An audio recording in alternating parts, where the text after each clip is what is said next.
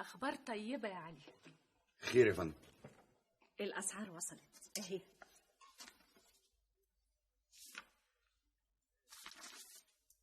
هايل هايل. مش ده المهم، المهم الاسعار اللي هتتقدم.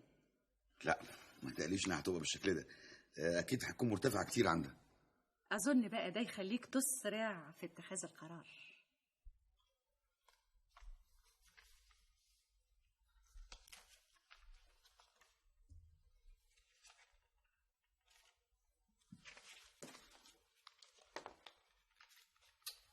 غريبة ان فتحية اتأخرت.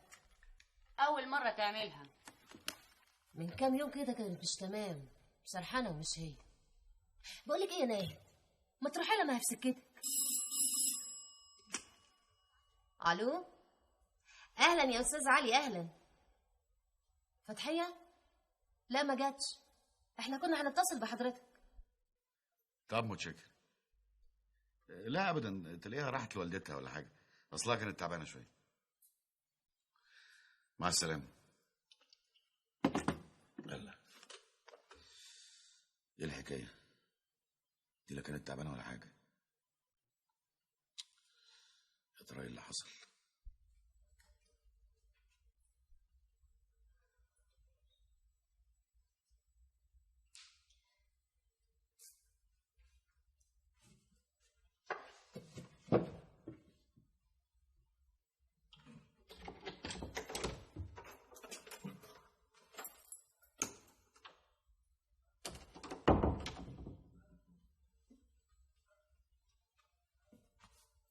ايه ده؟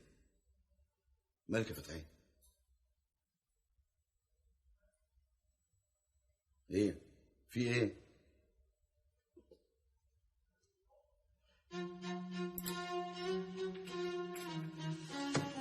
يعني ايه؟ يعني ما جابش نتيجة التحاليل؟ يا سلام، بتتكلم بجد؟ ريحت قلبي، لا يريح قلبك.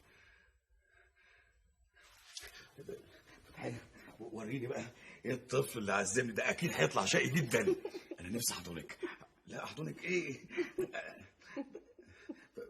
فهميني بس الاول ايه الحكايه؟ اعمل لك ايه؟ لا اسمعي، انا هروح اجيب لك ماما، ولا تعالي اوديك عندها عشان تاخد بالها منك. اقعدي ولا حركه ولا حاجه خالص. لسه بدري على الكلام ده قوي يعني. لا لسه ايه، من دلوقتي لغايه ما يجي. انا اتحرك، خليكي انت زي ما انت.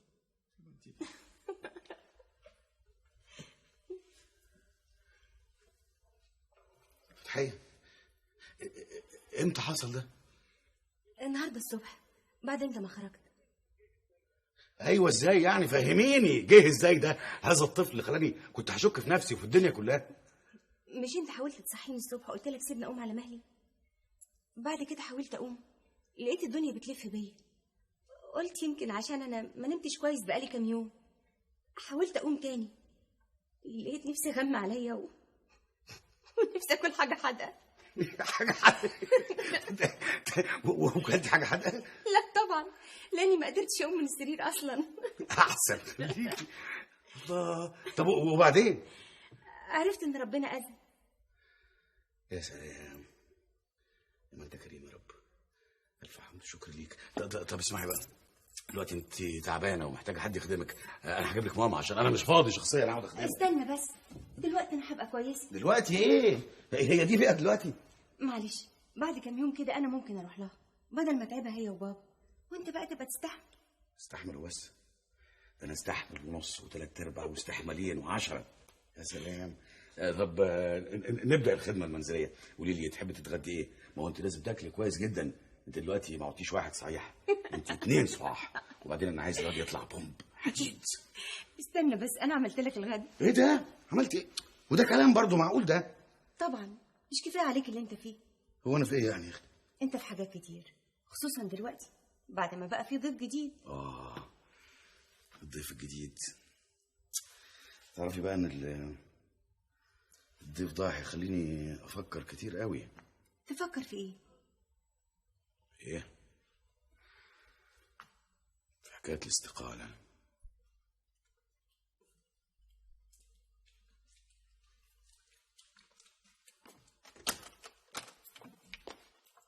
على فين؟ يلا بسرعه يلا. يلا على فين؟ عندي فتحيه. ليه؟ وطي حسك اصل القر يبتدي. قر ليه؟ اصل فتحيه ربنا جبر بخاطرها. ايه ده؟ صحيح؟ شفت بقى؟ قعدت تقولي للراجل يشوف نفسه يروح للدكتور لغايه ما الرحمن اذن. شوف بقى انت هتروحي من ربنا فين؟ وبعدين هتفضل تعاتبني كده كتير؟ ما يلا بينا. انا ما بعاتبكيش يا عواطف، انا بس عايز اقول لك ان في حاجات بايد الانسان وحاجات مش في ايده. طب يلا يا اخويا بسرعه. يلا اتفضل. يلي بدعت الفنون وعرفت أسرار الدنيا. الو، صباح الخير يا انسه نظيمه. انا علي ابو سعود. اهلا بيكي. لا ما هي فتحيه تعبانه شويه معلش. لا ما فيش حاجه يعني، شويه تعب عادي.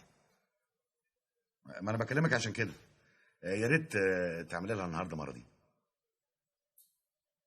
انت طبعا عارفه العنوان. متشكر جدا جدا. مع السلامه. اللي بدأت الفنون وعرفت. ايه ده؟ انا في حلم ولا في علم؟ عالم السوق بتغني يبقى اكيد في حاجه. في علاوه يا ايه؟ لا علاوه ايه وطريقه ايه؟ اكتر.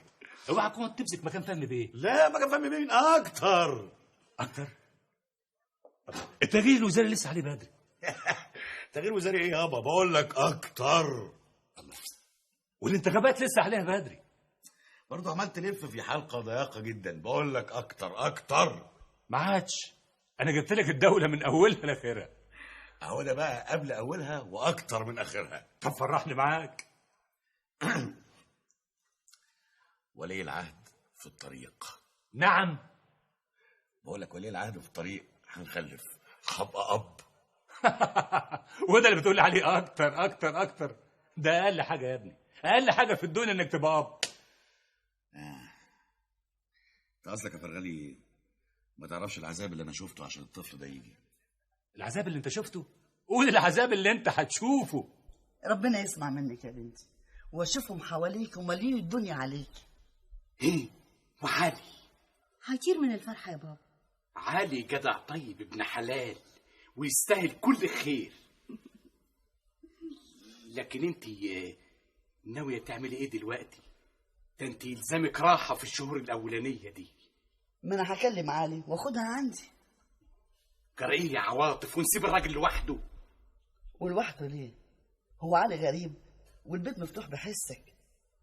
ايه رايك؟ انا فعلا يا ماما اتفقت مع علي على كده. انا لما اقول كلمه ما بتنزلش الارض ابدا. وهتيجي امتى؟ بس بعد علي ما يوصل. ويوصل ليه؟ ما احنا فيها تاكسي من قدام الباب على هناك على طول. ما تتسرعيش يا عواطف. باين هو ابن حلال.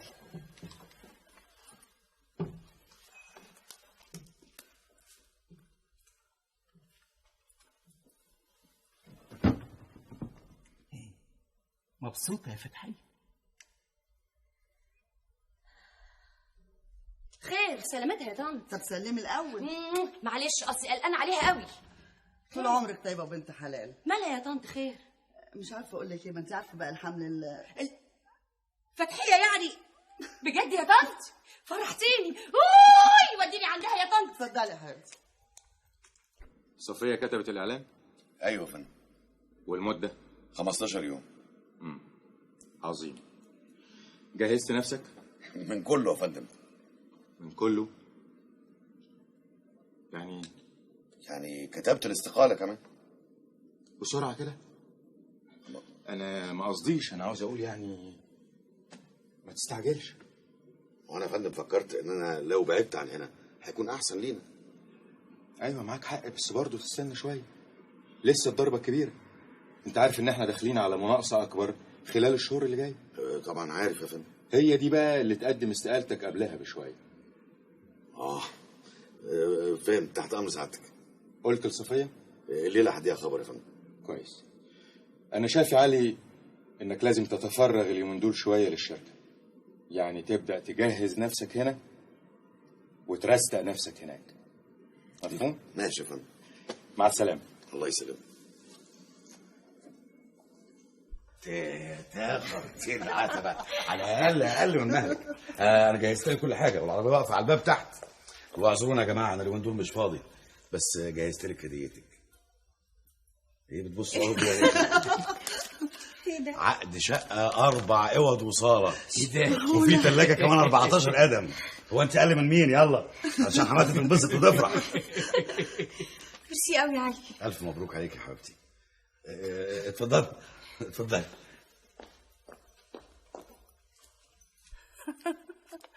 الحقيقة فهمي نظرته ما تنزلش الأرض من البداية، قال إن علي الراجل بتاعنا. العفو يا فندم، ده كله من خيركم. والحقيقه فهمي بيه ده استاذي. أنت كمان رؤيتك كانت في محلها، الأسعار زي ما توقعت بالظبط. ها، عملت الحسبة؟ طبعا يا فندم، من يوم ما عرفت الاسعار. كام؟ يعني هي حسب اخر سعر هتوصل 125,000 جنيه. هايل يا علي.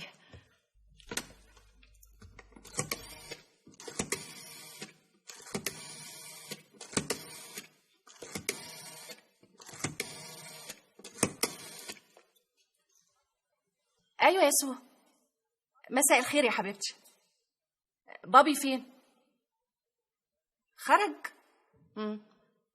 قال يمكن يتاخر شويه. طب يا حبيبتي، لا ابدا مش هتاخر. باي باي يا روحي.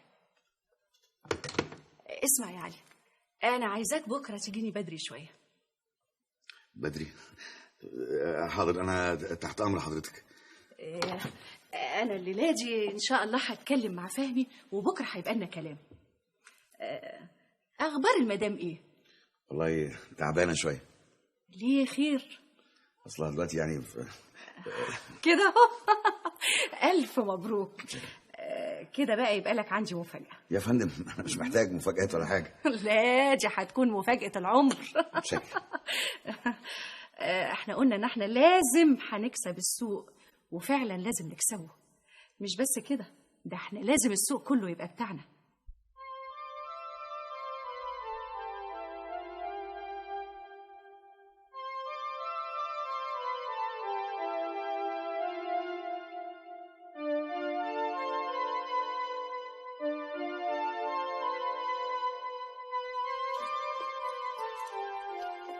اشربي يا حبيبتي. علي اتاخر قوي يا ماما. يمكن هينام هناك. كان قال. ما سمعتيش ان هو بيقول كان عنده شغل كتير؟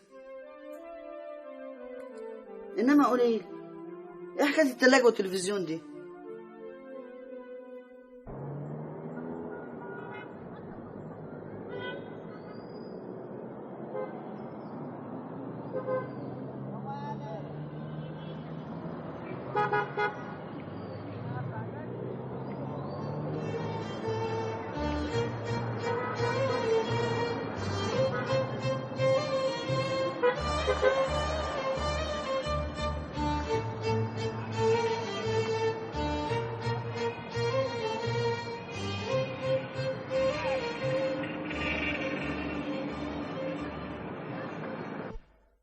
ايوه يا صفيه، بس انا شايف يعني ان ده كتير عليه.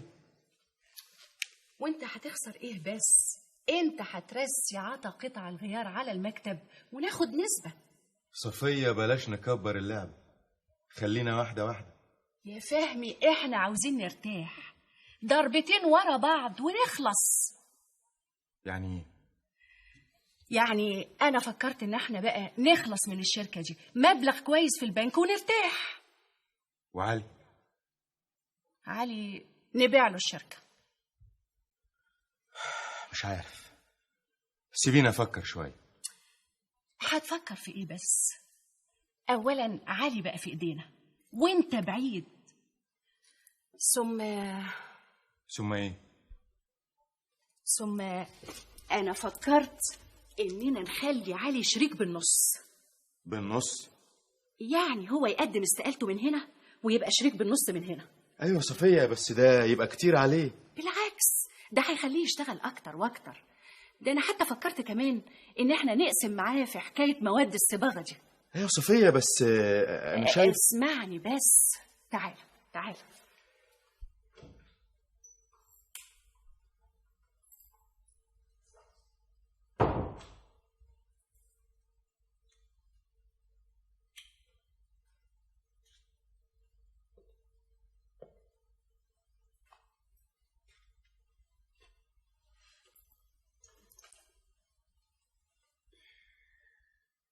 أسبوعين ويتم فتح المظاريف، يعني خلال شهر واحد وتبقى سري.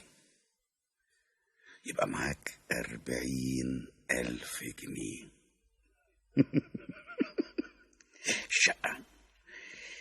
الشقة اللي فتحية طول عمرها بتحلم بيها، هيبقى في عيل، والعيل عايز مكان ينام فيه. ازاي هينام هنا؟ فين؟ يبقى لازم الشقة. لا شقة ايه؟ الشقة مؤجلة. لازم يكون في شيء تاني، حاجة أكبر. استقالة، تكوين شركة، وفلوس. فلوس كتير. فلوس يا علي، فلوس.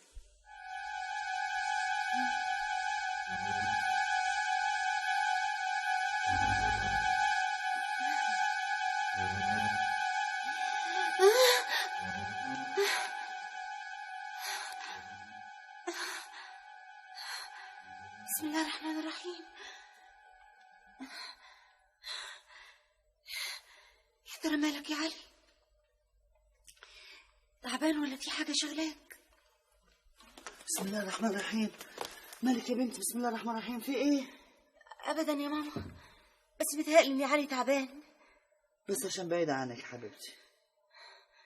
لا، ده أنا أصلي شفت حلم صعب قوي. خير إن شاء الله. شفت علي في حتة خطر قوي يا ماما، زي ما يكون كده على جبل عالي. يا ساتر يا رب. وبعدين؟ في واحدة كانت بتزقه وهو بيقاوم. شكلها ايه دي؟ حلوة. مش بقولك مشغولة بيه؟ اللي زي علي ده ابن حلال، لا تقدر ست تغويه ولا تلعب بيه. ربنا يستر يا ماما. نام يا حبيبتي، تصبح على خير.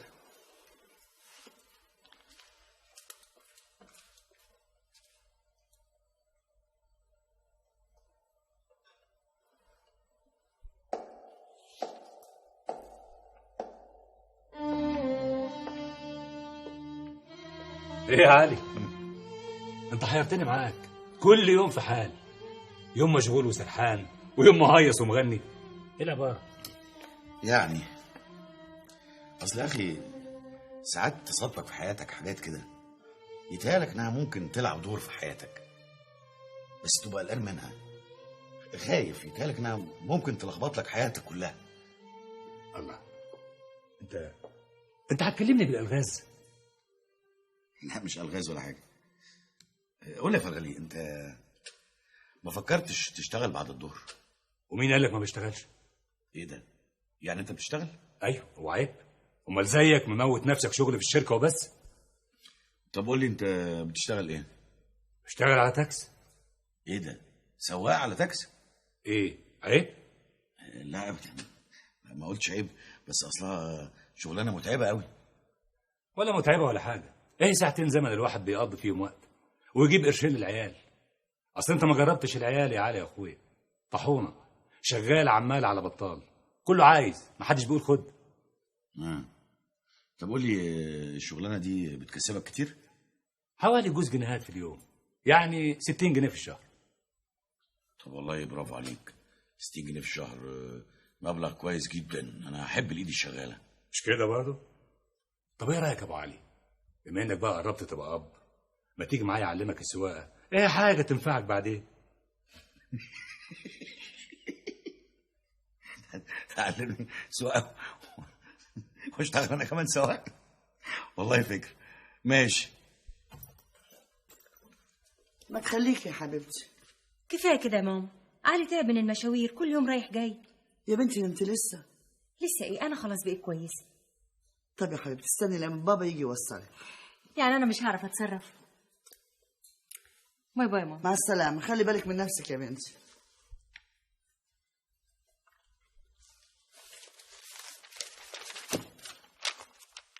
ايه نهد؟ مفيش اخبار عن فتحيه؟ اصلها قاعده عند مامتها دلوقتي والمشوار بعيد قوي. بقول لك ايه، هي مش خلاص اجازتها؟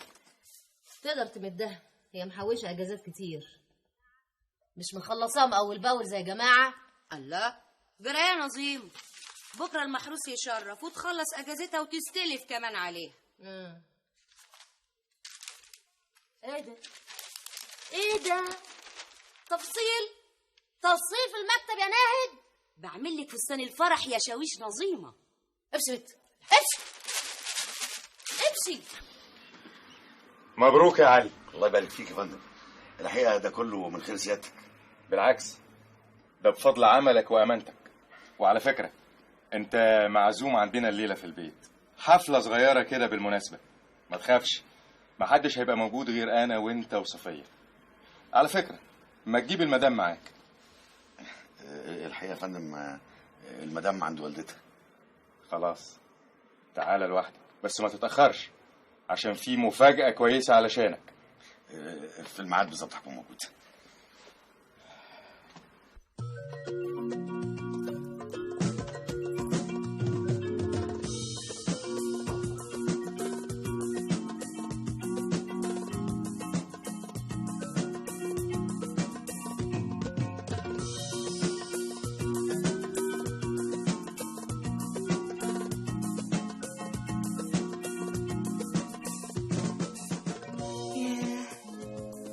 وحشني البيت قوي.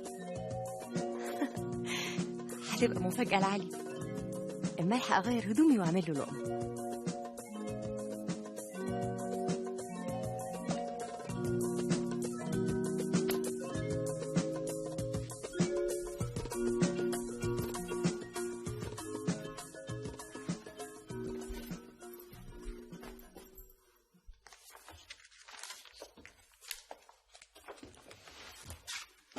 ما تيجي تتغدى معايا طالما المدام مش في البيت؟ لا معلش، انا عايز اقعد لوحدي شويه. لوحدك ليه؟ مش عارف، بس عندي احساس كده برغبه في اني اقعد لوحدي. يعني هتروح؟ ربك يسهل. السلام عليكم.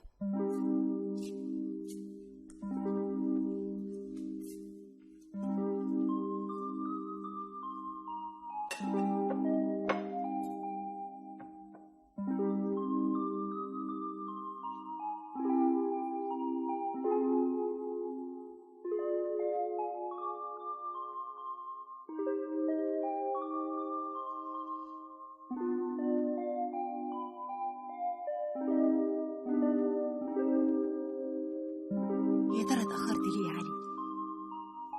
ولا تلاقيك اتعودت على الأكل بره؟ بس فين؟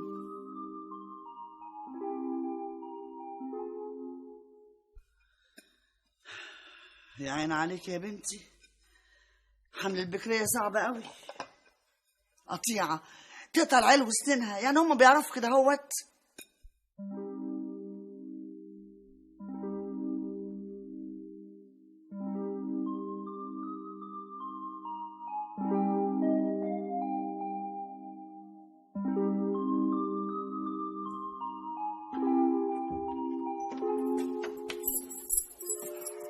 الحمد لله على السلامة.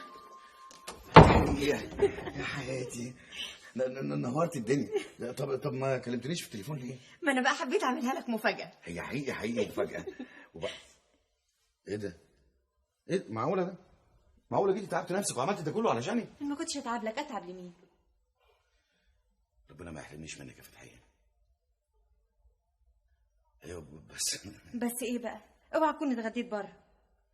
بصراحة الكدبة خيبة. أنا فعلا اتغديت. أصل بيني وبينك أنا كنت ببقى محرج قوي وأنا كل يوم أجي جاي أعمل آكل عندكم. معقولة يا علي محرج؟ مش نقول الصراحة؟ طمنين الأول، أنت أكلتي ولا لسه؟ كنت مستنياك. طب يلا اقعدي بقى عشان تتغدي. خلاص بقى وقت تاني. لا وقت تاني إيه؟ لا، هو أنت بتاكلي لنفسك؟ بتاكلي للأجيال القادمة. اقعدي بس. بس معقولة كده يعني؟ هقعد آكل لوحدي؟ ومين قال لوحدك؟ أنا هقعد آكل معاكي. بس كده تتعب. أتعب؟ إذا كنت أنت تعبانة أصلا بتتعبي نفسك علشاني، مش عايزاني أتعب وأقعد آكل معاكي لقمة؟ ثم أنا جعان فعلا، ما أنت عارفة أكل المطاعم. طب ممكن تبتدي بالصنف ده، هيعجبك قوي. طب بس اديني طبق أنا أعمله لك.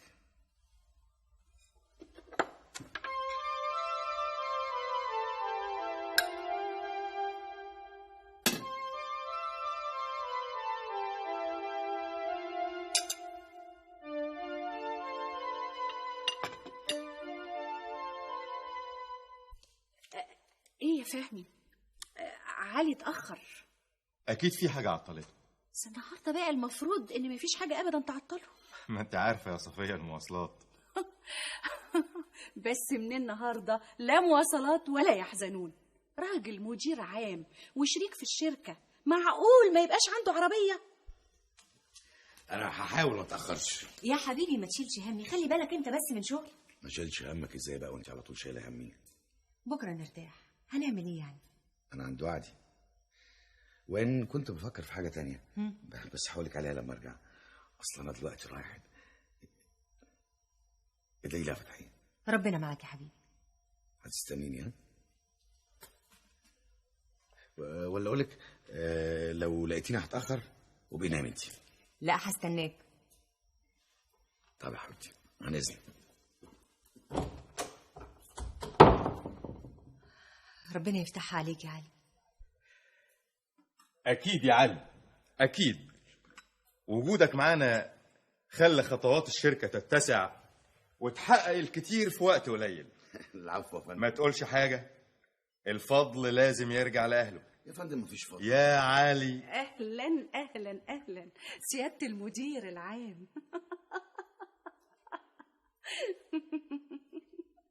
لا ما تندهش. انت من النهارده سياده المدير العام. انا شخصيا شلت ايدي من كل حاجه، وعليك انت بقى تقرر اللي تشوفه مناسب. تصور يا صفيه، علي انقذنا من ورطه كان ممكن نقع فيها. تلميذك يا فهمي. ده انا ليا الشرف يا فندم. تصوري كنت هطلع الشيك باسم شركه المستقبل، كان هيبقى مطب مش محسوب كويس. علي بقى فكر ان احنا نطلع الشيك للسلفة المستديمة في الشركة، ومنها نطلع قيمة المناقصة نقد سايل. هايل، ما هو ده راجل السوق فعلا. تصوري انا كنت بقول على علي انه مش من بتوع السوق. تلميذك يا فهمي. لا تلميذي ده ايه، ده بقى استاذي. لا العفو يا فندم، هي العين تعلى على الحاجب برضو. اهي عالية يا سيدي. عن اذنكم لحظة. ها ايه اعمالنا اللي جايه؟ والله يا فندم انا بفكر ان احنا نكمل زي ما احنا شغالين، يعني اغذيه محفوظه ومعلبات. لا بس دي بتاخد وقت طويل قوي. معلش الوقت مش مشكله، انما في نفس الوقت هنقدر نبعد العيون عننا شويه. اللي تشوفه يا حضره المدير العام. شوف يا علي، خليك مستريح. انت شريك في الشركة بالربع، لكن ده في العمليات الخاصة بالاستيراد والتصدير. لكن حكاية الكيماويات دي تعتبر عملية خاصة، عشان كده فكرت أنا وصفية إنك تبقى شريك فيها بالتلت. ما تندهش، العملية دي وكل العمليات اللي من النوع ده هيبقى نصيبك فيها التلت. وده نصيبك يا سيدي، 40,000 جنيه.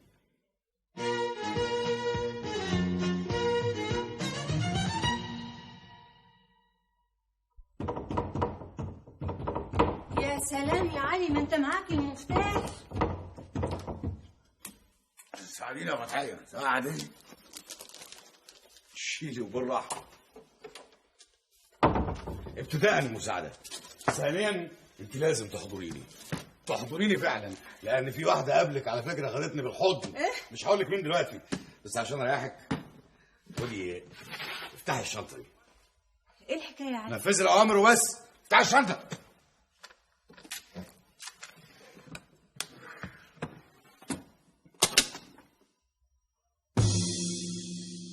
فلوس؟ ايه رايك بقى، استحق تحضنيني ولا لا؟ ايه دول يا علي؟ اولا انت مش بتاعه تجاره، اراهنك لو عرفت تعديهم.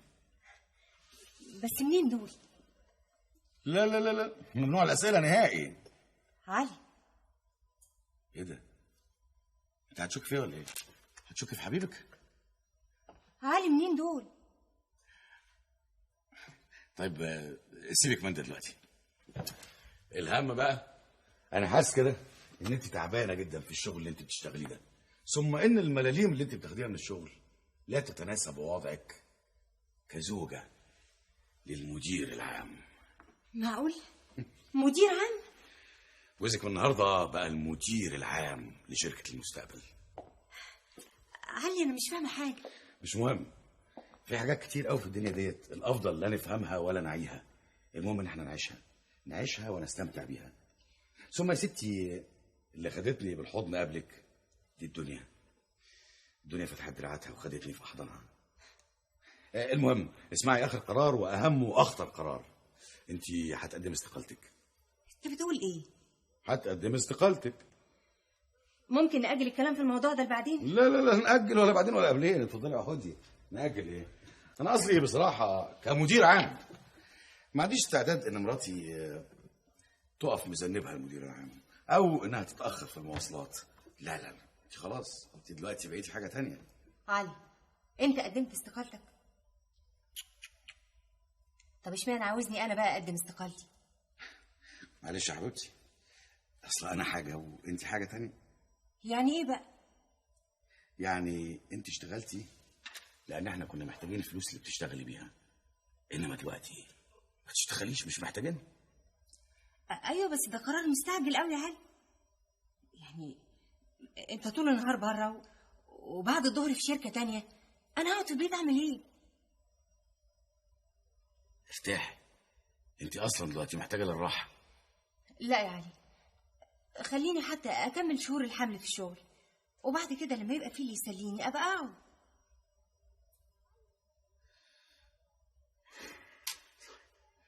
ألف مبروك يا فتحية، ألف مبروك. لا يا اختي حلوه وانت عامله كده يا فتحيه، تجنني. الله يبارك فيك، عقبالك يا نصيب. قولي لها احسن مزرجنه. مزرجنه ليه بس؟ الوقت بيجري بيسرقنا. سيبك من البت الهبله دي، تعالي اقعدي تعالي. بشويش يا حبيبتي بشويش. طبعا بقى الشغل مؤجل لحد المحروس ما يشرف. شغل ايه؟ انا جاي اشوفكم عشان وحشتوني. والشغل؟ لا انا هاخد اجازه بدون مرتب. اجازه بدون مرتب؟ ده انت داخله على مصاريف وعلى عيل كمان. طب وانا هعمل ايه؟ ما هو علي هو اللي عايز كده. علي عاوز كده وهيكفي ده كله منين؟ وانا هعمل ايه يعني؟ ما هو برضه عنده حق، ما هو خايف عليك من المجهود والتعب اللي انت فيه ده. اسكتي بس اسكتي، ايش فهمك انت يا نظيم؟ وافقتي ازاي؟ ها؟ انا عارفه. ها يا علي، جهزت حكايه المناقصه الجديده؟ ايوه يا فندم، ما هي دي الخاصه بالتوسع في مصنع بنها، جهزتها من حيث المباني وتوريد الماكينات. توريد الماكينات ده علينا. بس سيادتك عارف يا فندم. علي تحب تسافر؟ اسافر فين يا فندم؟ ايوه لحظه خليك معايا بعدين اقول لك. انت معاك باسبور؟ باسبور ايه؟ انا حتى عمري ما فكرت اطلع باسبور. خلاص من بكره تبدا اجراءات استخراج باسبور. من بكره؟ بسرعه للدرجه دي يا فندم؟ لا مش بسرعه قوي ولا حاجه، المهم انك تبقى جاهز. في حاجات كتير مستنياك يا علي، بعد 3 شهور في حاجات هتحصل. طيب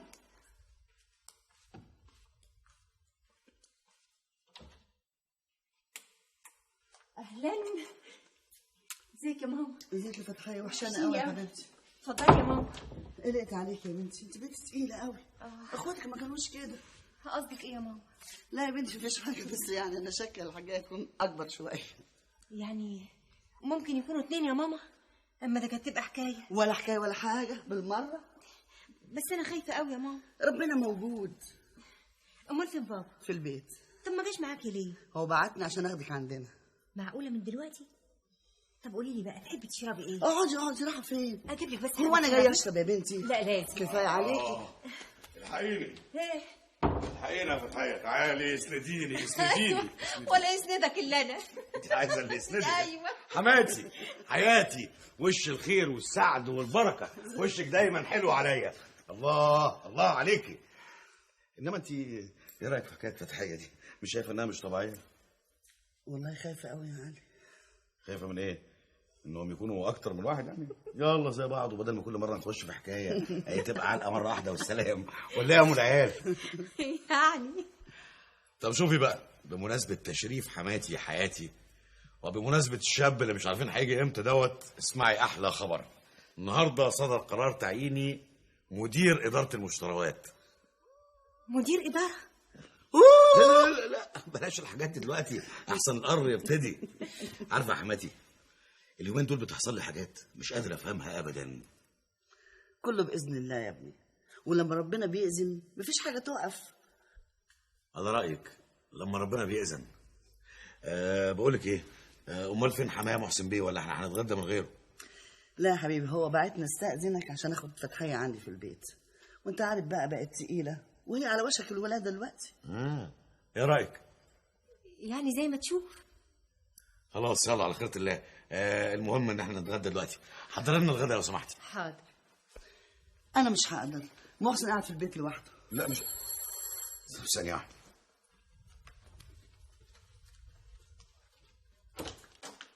السلام عليكم ورحمة الله وبركاته. السلام ورحمة الله وبركاته. يا سلام يا عمي، انت دايما حلال العقد على طول. ايه خير ان شاء الله؟ خير ان شاء الله، اصل كنا لسه هنتغدى. ثانية واحدة هحضر الغدا بنفسي. تعال هنا، وانا هنا بعمل ايه؟ على فكرة بارك لعلي اترقى النهارده بقى مدير عام. ايه ده؟ مدير عام مرة واحدة؟ مدير عام. الف مبروك يعني. مش مدير عام ولا حاجة، انت عارف حماتي بتحب تبالغ شوية، فهي بقيت مدير إدارة. إدارة؟ يا لهوي منكم مخلفه قرود. انا مخلفه قرود يا ولاد. اهمدوا يا ولاد، حرام عليكم. قالي عليا وعلى اللي بيجرالي، قالي عليا وعلى اللي بيجرالي. دوختوني. اهمدوا بقى، اقعدوا. معلش يا اختي، معلش يا حبيبتي، معلش. حاضر بابا جايه يا اختي. خير جرالك ايه؟ جرالي ايه؟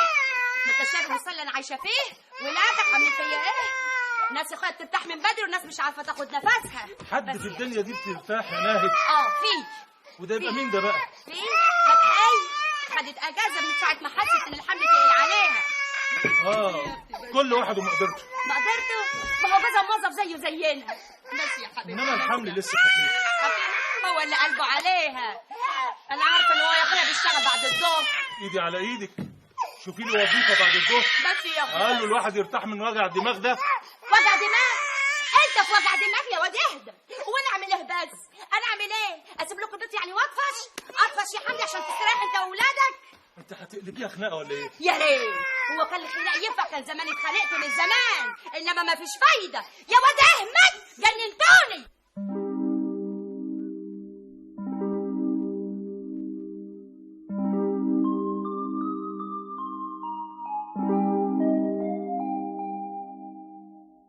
الحكاية تقلت قوي.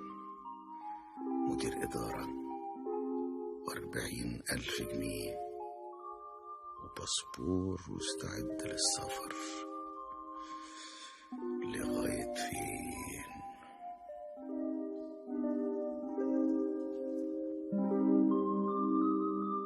وبعدين كل حاجة بسرعة قوي. مسألة تخوف.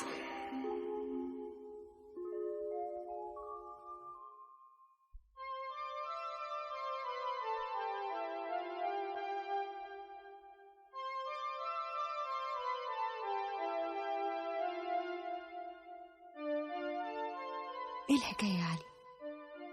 ترقية وفلوس بالالافات، فين بيحصل ده؟ ولا انا خايفة يا علي؟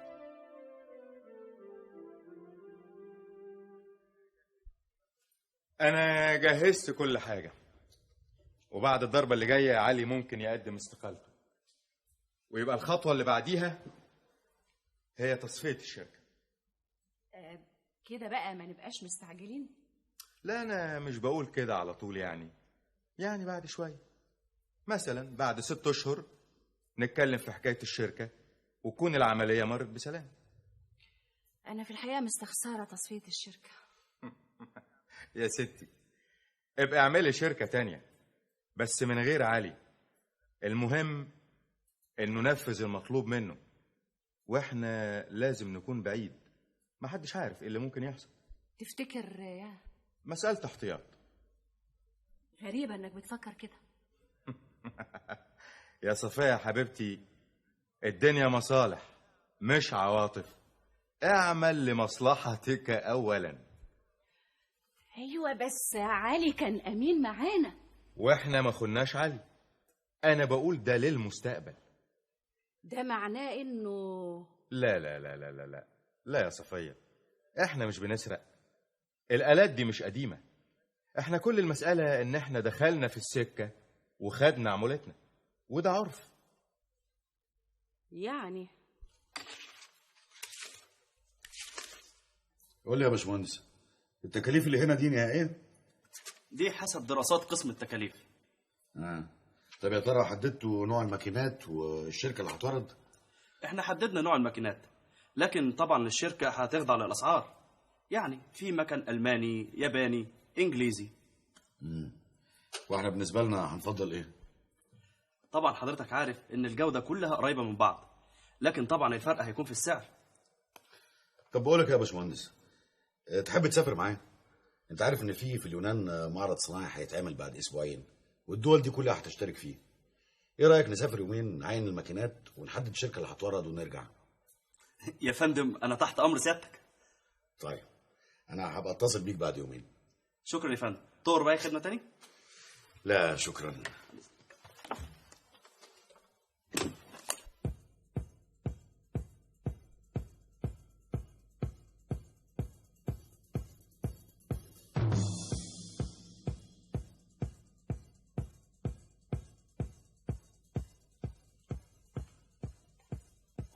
مالك يا فتحية؟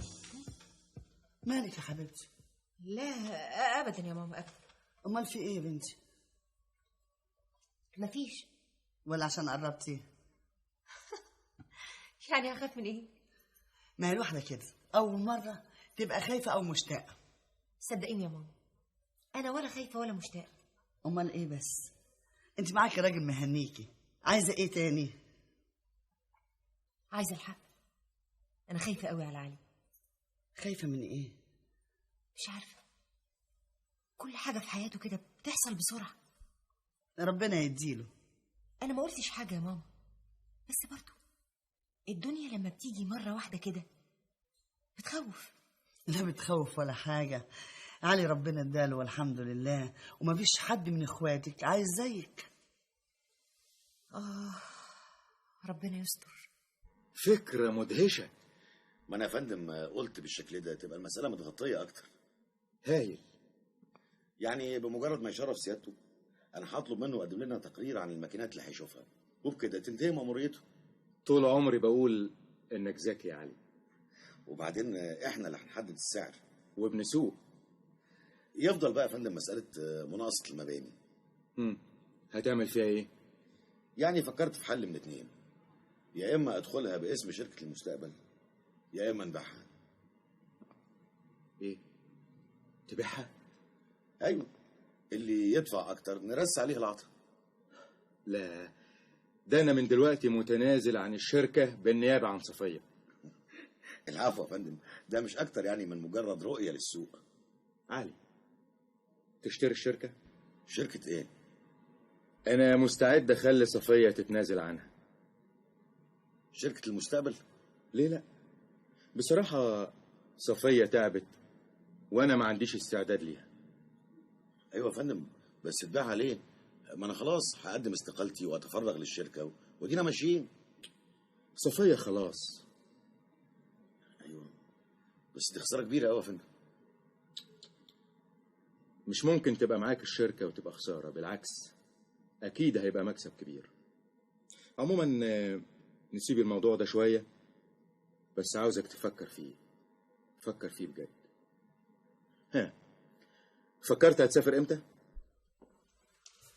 طب يا عم اشوف وشكم بخير بقى.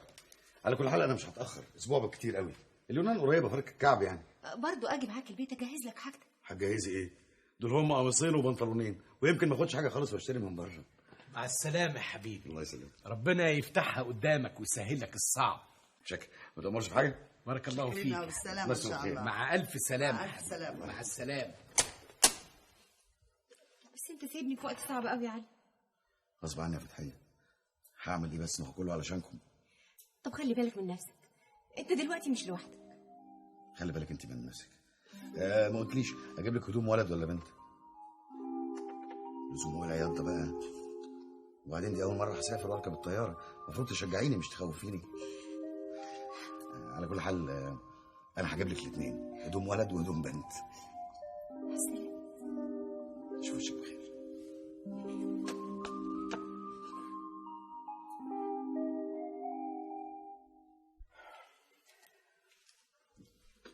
اتسرعت في حكاية الشركة دي. عيب، انا عارف ازاي ارمي له الطعم. بس علي هيفكر كتير قوي في المسألة دي. بس هيقبل في النهايه. لو كنت شفتيه وهو بيتكلم عن حكايه المكن وازاي مرتب كل حاجه، علي خلاص فلت. كنت عرفت ازاي انا برمي الحاجه في ميعادها. بس لاحظ ان علي مش هين.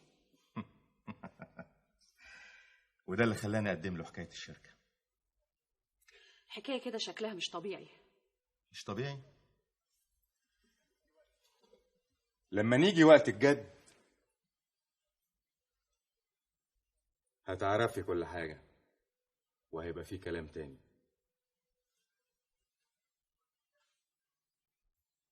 ايه كمان حكاية الشركة دي؟ مسألة تقلت قوي، والله انا خايف يكون وراها حاجة. لا هيكون وراها ايه يعني؟ الشركة شركة مراته، يعني اي حاجة تحصل لازم رجله هتيجي فيها.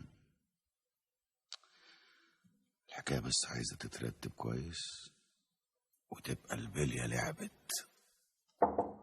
ايه ساخر يا بيه. لا يا حبيبي، اتفضل. ده القهوة كده ليه؟ معلش خليها عليك المرة دي. خليها عليك ده ايه؟ بقول لك ايه، الهانم جت ولا لسه ما جاتش؟ لا جت. الو، اهلا يا فندم. اهلا يا هانم.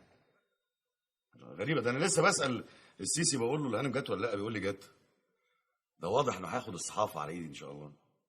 معلش راجل طيب. الله يخليك يا هانم. لا انا قاعد بس براجع حكايه المعلبات الاخرانيه دي. لا تحت امرك، تأمري. مع السلامه. ايوه امي. ايه حكايه الهانم جت وهي مكلمني في التليفون مش موجوده؟ ما انا بس قلت كده وخلاص. اصحى شويه. حاضر. عشان ربنا يكرمك. ده انت غلبان. حاضر. اعتمد. بعت لي الاستاذ وهيب. حاضر.